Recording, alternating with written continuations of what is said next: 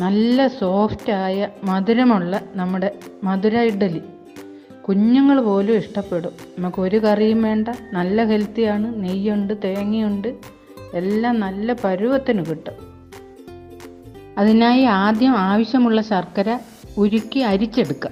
200 gram ശർക്കരയും 350 ml വെള്ളവും കൂടെ ചേർത്തിട്ടാണ് ഞാൻ ശർക്കരപ്പാനി തയ്യാറാക്കിയത്. ഇനി നല്ല പഴുത്ത വലിയൊരു റോബസ്റ്റ പഴം മിക്സിയിൽ സ്മൂത്തായി അടിച്ചെടുക്കുക.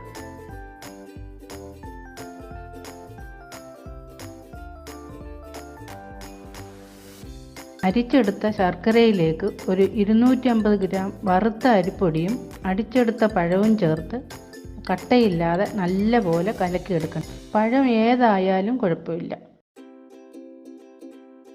ഒരു 1/4 ടീസ്പൂൺ സോഡാപ്പൊടിയും ഒരു 1/4 ടീസ്പൂൺ ഉപ്പും കൂടെ ചേർത്ത് നമുക്ക് നല്ലപോലെ ഇതിൻ്റെ കൂടെ ചേർക്കാം. ഇത് ഒരു 4 മണിക്കൂർ നമുക്ക് റെസ്റ്റ് ചെയ്യാൻ വെക്കണം. മാവൊക്കെ കുതിർന്ന് നല്ല സോഫ്റ്റായി വരും. ഇപ്പോൾ മാവ് കലക്കി വെച്ചിട്ട് 3 മണിക്കൂറോളം കഴിഞ്ഞു. നമുക്ക് ഇനി ഇതിൽ ചേർക്കാനുള്ള സാധനങ്ങൾ റെഡിയാക്കാം. ചെറിയ ഒരു തേങ്ങയുടെ 1 മുറി തേങ്ങ പൂളിയെടുത്ത് കനം കുറച്ചരിഞ്ഞ് നെയ്യിലൊന്ന് വറുത്തെടുക്കാം.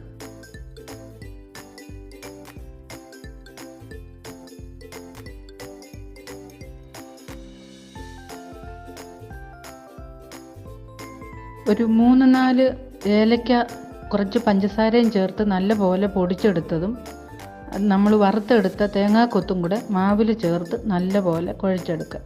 ഇപ്പോൾ അതൊരു 4 മണിക്കൂർ കൂടുതലായിട്ടുണ്ട്. എല്ലാം കൂടെ മാവിൽ ചേർത്തെടുത്തിട്ടുണ്ട്. കുറച്ച് വെള്ളവും കൂടെ ചേർത്ത് ഇഡ്ഡലിയുടെ പരുവത്തിൽ കലക്കിയെടുത്ത് നമുക്ക് ചൂടായ ഇഡ്ഡലി പാത്രത്തിൽ ഒഴിച്ച് നല്ലപോലെ വേവിച്ചെടുക്കുക.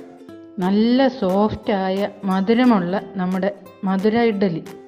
എല്ലാവരും ഇതൊന്ന് ട്രൈ ചെയ്യണേ. നിങ്ങൾ ഇഷ്ടപ്പെട്ടെങ്കിൽ ഇതൊന്ന് ലൈക്ക് ചെയ്തേക്കണേ. അതേപോലെ ഞങ്ങളുടെ ചാനൽ ഒന്ന് സബ്സ്ക്രൈബ് ചെയ്യണേ.